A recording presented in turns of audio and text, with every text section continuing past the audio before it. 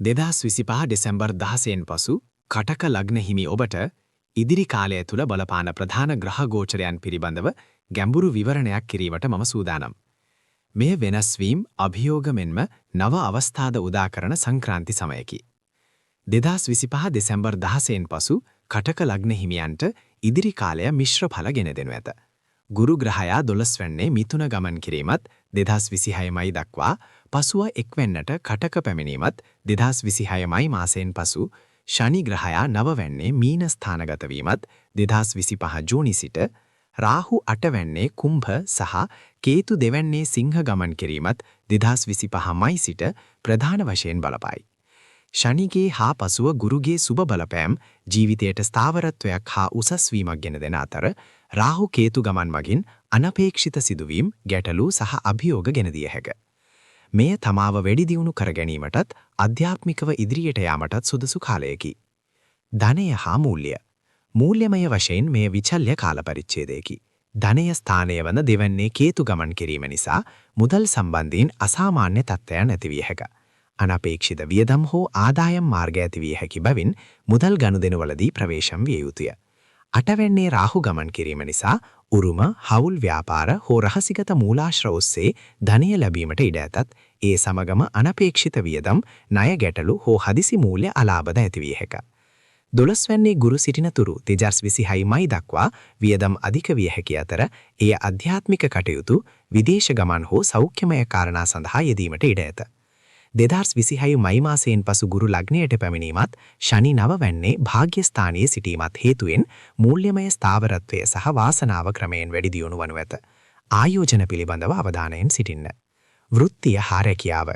වෘත්තීය ජීවිතය තුළ වැදගත් වෙනස්කම් සිදුවිය හැකි කාලයකි. 9 වෙන්නේ ශනි ගමන් කිරීම 2025 ජූනි සිට ඔබගේ උසස් අධ්‍යාපන කටයුතු වලට, විදේශ ගමන් වලට සහ වෘත්තීය දියුණුවට ඉතා සුබදායකය. වැඩිහිටියන්ගේ, ගුරුවරුන්ගේ හා උපදේශකයන්ගේ ආශිර්වාදය ලැබේ. 12 වෙන්නේ ගුරු සිටින කාලයේදී 2026 මයි දක්වා විදේශ රැකියා අවස්ථා පිටරට යාමට හෝ රැකියා ස්ථානයේ වෙනස්කම් ඇති විය හැකිය. සමහර විට රැකියා ස්ථානයේ හුදේකලා බවක් හෝ ඔබගේ හැකියාවන් නිසි ලෙස ඇගීමට ලක් නොවන බවක් දැනෙන්නට පුළුවන්. 2026 මයි මාසයෙන් පසු ගුරු ලග්නයට පැමිණීමත් සමග ඔබගේ හැකියාවන් අගය කරනු ලබන අතර උසස් වීම, නව රැකියා අවස්ථා සහ සමාජයේ ගෞරවය ලැබෙනු ඇත. කෙසේ වෙතත් 8 වෙන්නේ රාහු නිසා රහස් සතුරන් හෝ වෘත්තීය අභියෝග පිළිබඳව සැලකිලිමත් වන්න. සෞඛ්‍ය. සෞඛ්‍ය සම්බන්ධයෙන් වැඩි අවධානයක් යොමු කළ යුතු කාලයකි. 8 වෙන්නේ රාහු ගමන් කිරීම නිසා හදිසි රෝගාබාධ, සැඟවුණු රෝග හෝ අනතුරු සිදුවීමේ ප්‍රවණතාවයක් ඇත. නිදන්ගත රෝග ඇති අය වැඩි අවධානයක් යොමු කළ යුතුය. 12 වන්නේ ගුරු සිටින කාලයේදී මානසික ආතතිය, නිින්ද නොයාම හෝ සුළු රෝගාබාධ ඇති විය හැකිය. පෝෂධ්‍යායී ආහාර රටාවක් සහ නිතිපතා ව්‍යායාම මගින් සෞඛ්‍ය ආරක්ෂා කරගත හැකිය. 2026 මයි මාසයෙන් පසු ගුරු ලග්නයට පැමිණීමත් සමග ඔබගේ ශරීර සෞඛ්‍ය හා මානසික තත්ත්වය ක්‍රමයෙන් යහපත් වනු ඇත. අධ්‍යාත්මික ක්‍රියාකාරකම් මගින් මානසික සුවය ලබාගත හැකිය. ප්‍රේමය හා පවුල. පවුල් හා ප්‍රේම සම්බන්ධතාවලදී යම් සංකීර්ණතා ඇති විය හැකිය. දෙවන්නේ කේතු ගමන් කිරීම නිසා පවුල තුල මතභේද, කතාබහ කිරීමේදී ගැටලු හෝ පවුලේ සමාජිකයන් සමග දුරස් වීමක් සිදු විය හැකිය. පවුලේ ධනය සම්බන්ධයෙන්ද ගැටලු ඇති විය හැකිය. 8 වෙන්නේ රාහු ගමන් කිරීම නිසා ප්‍රේම සම්බන්ධතාවලදී රහස්, සැක සංකා හෝ අනපේක්ෂිත සිදුවීම් ඇති විය හැකිය. විවාහ අපේක්ෂකයන්ට ප්‍රවේශම් විය යුතුය. කෙසේ වෙතත් 9 වෙන්නේ ශනිගේ බලපෑම නිසා වැඩිහිටි ආශිර්වාදය සහ 2026 මයි මාසයෙන් පසු ගුරු ලග්නයට පැමිණීමත් සමග පෞල් ජීවිතයට සාමය, සමගිය සහ සතුට නැවත ඇතිවනු ඇත. විවාහ අපේක්ෂිත අයට සුබ ඵල ලැබෙනු ඇත. වැළකිය යුතු දේ. හදිසි තීරණ ගැනීමෙන් වළකින්න. විශේෂයෙන් මූල්‍යමය සහ සම්බන්ධතා පිළිබඳ කාරණාවලදී ඉක්මන් තීරණ ගැනීමෙන් වළකින්න. රහස් ක්‍රියාකාරකම්. රාහුගේ බලපෑම නිසා රහස් සම්බන්ධතා හෝ නීති විරෝධී ක්‍රියාකාරකම් වලින් සම්පූර්ණයෙන්ම ඈත්වන්න. කෝපය පාලනය. පවුල තුල හෝ රැකියා ස්ථානයේ කතාබහ කිරීමේදී කෝපය පාලනය කරගන්න. අනතුරුදායක ක්‍රියා. හදිසි අනතුරු පිළිබඳව අවධානමක් ඇති බැවින් අනතුරුදායක ක්‍රියාවලින් ඈත්වන්න. රිය පදවන විට හෝ යන්ත්‍ර සූත්‍ර භාවිතයේදී වැඩි අවධානයක් යොමු කරන්න. අධික වියදම්.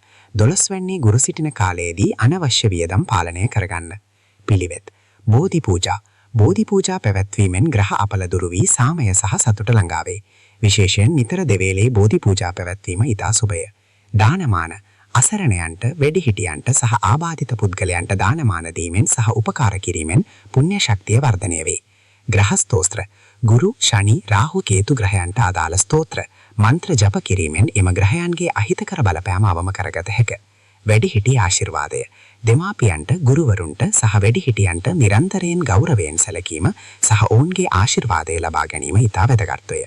රන් හෝ කහ පැහැති මැණික් දක්ෂ ජ්‍යොතිෂවේදියෙකුගෙන් උපදෙස් ලබාගෙන ගුරුපී බලය වැඩි දියුණු කර ගැනීමට රත්රන් හෝ කහ පැහැති මැණික් පැළඳීම සුබ විය හැකිය.